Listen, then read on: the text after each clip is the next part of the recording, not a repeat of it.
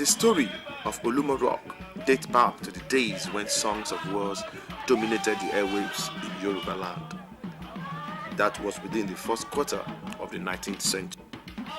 That was the period when brothers fought brothers and homestead lay desolate.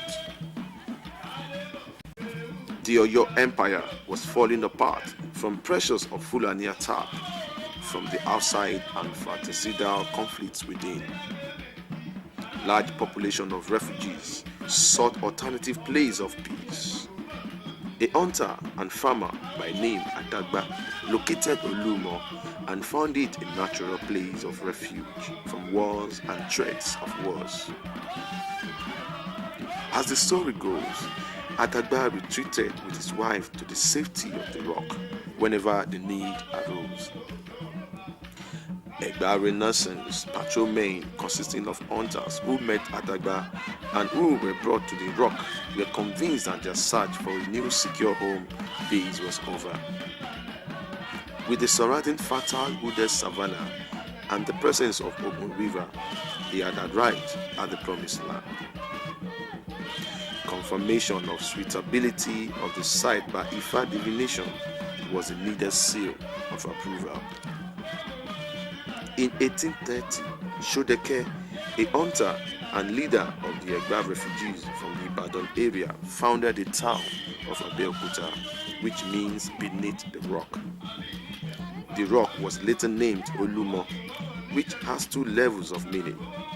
The first is Olu, God, Mo, molded.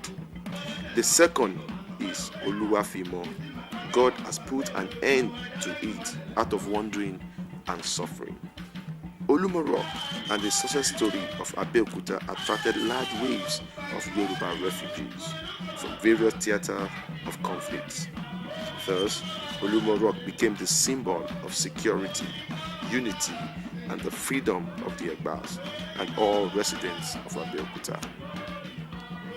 The people of Itoko, Ikija, Ikireku, Igboro, Sodeke, and Ijemo live in close proximity to the Olumo Rock. Sometimes there may be claims and counterclaims on who has more right to the rock. Olumo Rock has been there from time immemorial, and nobody really knows the age of the rock itself.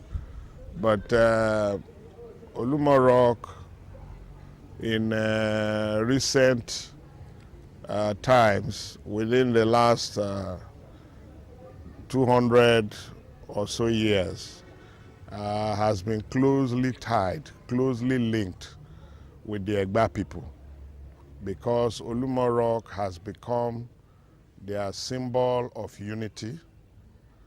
Olumo Rock has become their symbol of divine intervention in their lives, providing them with a place of refuge at the time they needed it. Olumo Rock is a prominent part of the outcropping of igneous rock surrounded by Abeokuta town on the east bank of the Ogun River. The general rock outcropping have an altitude of 183 meters, about 600 feet. From the base of Olumo Rock to its highest point will require a climb of about 62 meters. Perhaps the most prominent feature of Olumo Rock within the last 2 centuries or more has been the Iroko tree that spreads its branches like a canopy on top of the rock. Traditionally among the Yorubas, an Iroko tree has special spiritual, social, and economic significance. Apart from the mystery about its origin and age, it is believed that the silent prayer and wishes expressed in close proximity to the tree will receive favorable divine consideration. The main feature of the rock is that the rock itself, apart from being igneous, is of the granite family. Granite is very, very hard rock. So that is briefly, from a geomorphological point of view, the special nature of the rock. There is a massive special cave formation this side of the rock, and it is divided into a number of cave chambers. However, there are major cave chambers, or the major cave chambers now shows the evidence of human residential occupation. Standing remnants of ancient clay walls invite more in-depth research in that area in the near future. Adagba and his wife, the earliest occupants of Olumo Rock, were said to have lived in this part of the rock. One of the three main chambers has 6 large smooth holes on the rock floor. They are said to be grinding holes for grinding pepper and other food items. One needs to bend head and shoulders to enter these cave chambers. To remain inside for any length of time, one has to sit or be outstretched on the rock floor. The resident priestess of the deity of the rock and other Yoruba orishas are housed in a large mud wall structure adapted to a part. Close to the chambers of grinding holes is the resting place of Soni Diosi of Itoko, who died in 1956 and was buried in the rock.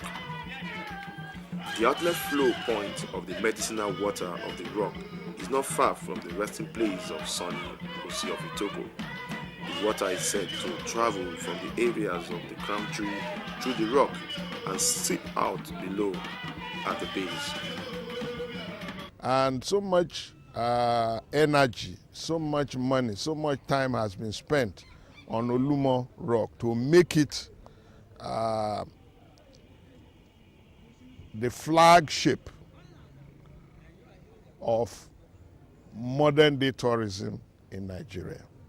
So there is every need, every necessity to try to run the place professionally in such a way that it will be beneficial both to those who were behind the vision and the people of this area, the people of this state, the people of Nigeria, and global visitors wherever they may come from. Tourism potential of Olumo Rock is now being showcased at a global level by the current Ogun State. A lot of time, planning, labor, and money have been invested in lifting Olumo Rock to the level in an ultimate global tourism destination. With plans put in place for the management and the maintenance of the structure now in place, Olumo Rock will not only be a state and national asset, but also a cultural heritage site for mankind. Femi Ajayi for G65 News.